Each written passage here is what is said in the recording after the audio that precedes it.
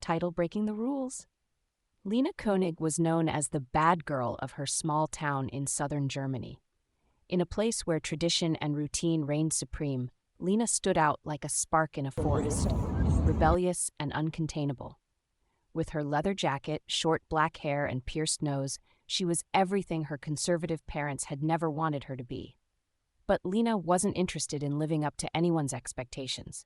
She had her own path to follow, even if it was a little rocky. At school, Lina was always in trouble, skipping classes, sneaking cigarettes in the bathroom, and rolling her eyes at every teacher's warning.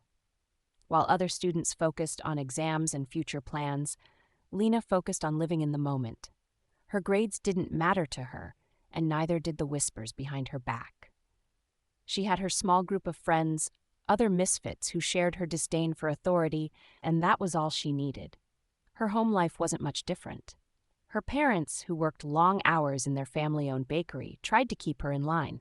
They lectured her constantly, pleading with her to change her ways, but it only pushed her further away. She felt like she didn't belong in their carefully structured world of rules and expectations. Every day felt like a battle between who she was and who they wanted her to be. Her escape came at night, when the quiet streets of the town became her playground. She and her friends would meet up at an old abandoned warehouse just outside the city where they'd play music and talk about their dreams of leaving the small town for good. Lina longed for the freedom of the big cities, Berlin, Hamburg, even Paris. Somewhere she could be herself without the constant judgment. One Friday night, as Lina and her crew gathered at the warehouse, something unexpected happened. Finn, one of her friends, pulled out a set of spray cans from his backpack. "Let's make some real art tonight," he said with a grin. Graffiti was something Lina had never done before, but the idea thrilled her. It was rebellious, creative, and illegal. Exactly her style. They made their way to the train station on the outskirts of town, where the old brick walls were a perfect canvas for their late-night masterpiece. As they sprayed their colorful tags, Lina felt alive. The adrenaline rushed through her as she watched her designs come to life on the cold, hard surface. It was like she was leaving her mark on a world that had tried to ignore her for too long. But just as they were finishing, blue lights flashed in the distance. The police. Panic set in as her friends scattered in different directions. Lina, however, was frozen in place. The thrill had vanished, replaced by fear. "Run!"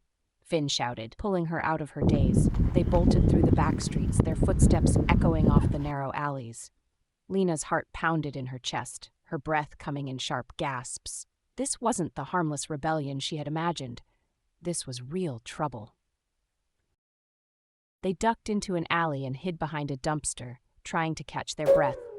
After what felt like hours, the sirens faded, and the adrenaline began to subside.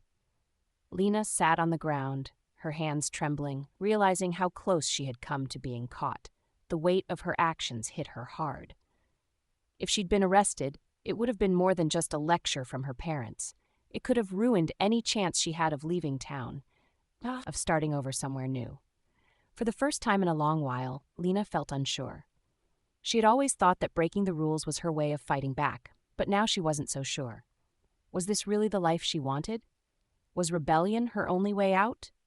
The next day, as she sat in her room, Lina thought about her future in a way she hadn't before. Maybe it was time for a change. Maybe there was a way to find freedom without destroying everything in the process. For the first time in her life, Lina wasn't just thinking about escaping. She was thinking about how to truly build a future, on her own terms, without running from everything.